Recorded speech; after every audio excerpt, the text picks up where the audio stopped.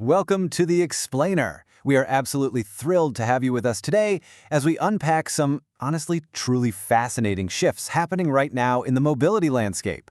By July 2026, the market for accessible electric vehicles has just completely transformed. We are looking at a brand new era of purpose-built electric mobility. Okay, let's dive into this. Exactly. And the absolutely vital insight we're sharing today is that the era of the generic, compromised, budget EV, that is completely dead. If you're tuning in, you'll walk away from this explainer with a crystal clear understanding of how these new vehicles are being designed for very specific lifestyle personas. And ultimately, you'll figure out which one perfectly aligns with your own daily life. To get us there, here's a quick roadmap for today. First up, the 2026 EV revolution. Then we'll cover the mobility contenders. Next is finding your EV persona, followed by the India trade disruption. And finally, we'll wrap the whole thing up with the final decision matrix. All right, Section 1, the 2026 EV revolution. From compliance to purpose-built.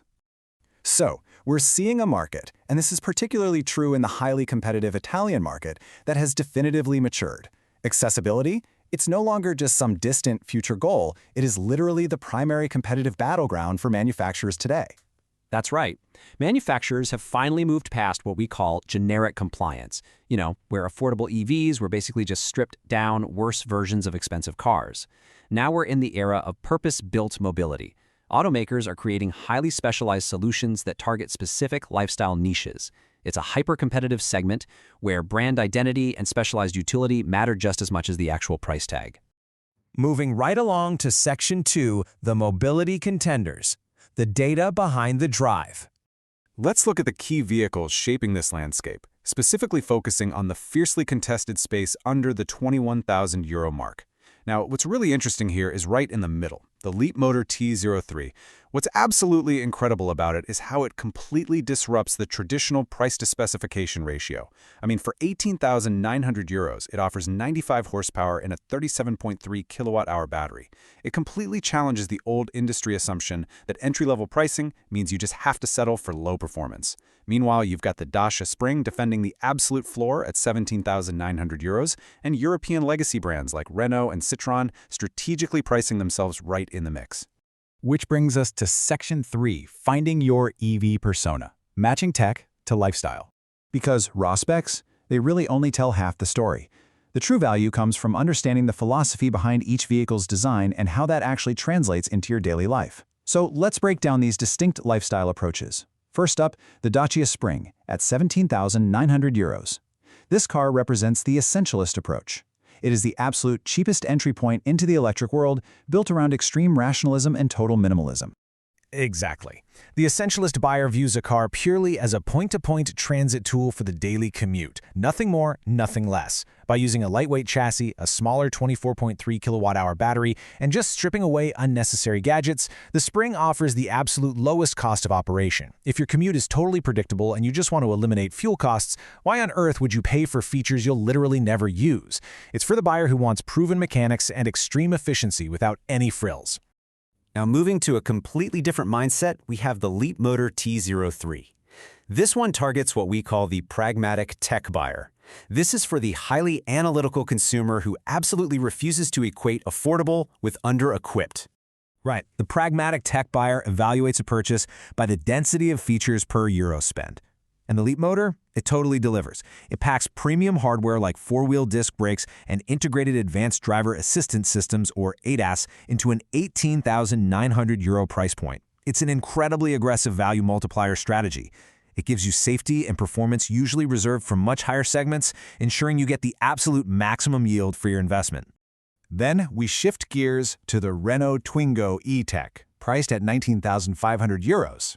This one is custom-built for the connected urbanite, the metropolitan dweller who wants their car to be a seamless digital extension of their smartphone and their office.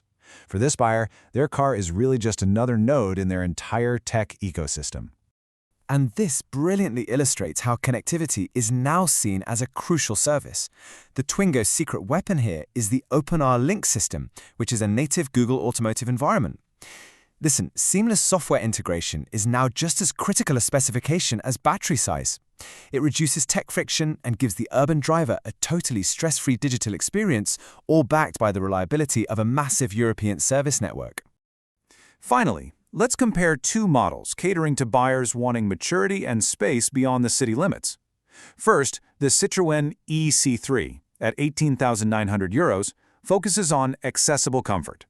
It features their advanced comfort suspension for a softer ride and offers 100 kilowatt fast charging with a solid 320 kilometer WLTP range. On the other hand, we have the Geely E2 at 20,900 euros, representing the ambitious premium buyer. The Geely E2 really uses a segment-defying approach. Because it's built on a native EV architecture, meaning it was designed as an electric car from the ground up, not just adapted from a gas car, there are no bulky engine bays or transmission tunnels getting in the way. This allows a small footprint city car to offer an incredible 375-liter main boot plus a 70-liter frunk in the front. It delivers a remarkably mature segment-up ride quality with refined materials for those who simply refuse to compromise on space or comfort. Next up, Section 4, the India Trade Disruption, Geopolitical Shifts in Mobility. So, as established and highly competitive as this 2026 market seems, there is a fascinating geopolitical twist that is about to shake things up even further. Back in February of 2026, a landmark EU-India free trade agreement was reached. Right, and the impact of this is just huge. This agreement slashes vehicle tariffs from a massive 110% down to just 10%. Over the next 18 to 24 months, heading into 2027, we fully expect to see a massive influx of Indian models from brands like Tata and Mahindra. Mahindra, for example, is leveraging the INGLO platform, which they actually developed in partnership with Volkswagen. This mounting competitive pressure is going to drive prices down even further and flood that sub-20,000 euro market with even more variety. All right, let's move to Section 5 and see how this all builds. The final decision matrix, choosing your 2026 EV. With all these contrasting philosophies we've covered today, how do you actually make a choice? Well, it really all comes down to your personal priorities. If your priority is pure savings and the absolute lowest cost of operation, the Dacia Spring is your benchmark. If you demand the highest feature density, value, performance, and safety hardware, the Leapmotor T03 is the optimal choice. If your life revolves around seamless digital connectivity, the Renault Twingo E-Tech with Google Automotive is the clear winner. If you want accessibility paired with mature suspension comfort, look at the Citroën C03. And finally, if your priority is segment-defying space and premium material quality inside a city footprint, the Geely E2 absolutely takes the crown. Electrification is no longer a compromise, guys. Manufacturers are providing highly tailored solutions that map perfectly onto individual lifestyles. We've moved far beyond the days of settling for less just to go electric. You now have the data, the pricing, and a really clear view of the design philosophies driving these new platforms. So, the crucial point is this. The data's there, and the market has completely changed. The only question left is to analyze your own life. Is your next car just an essential tool to get from A to B, or does it need to be a fully integrated digital hub? What a great question to end on. We want to sincerely thank you for spending your time and learning with us today.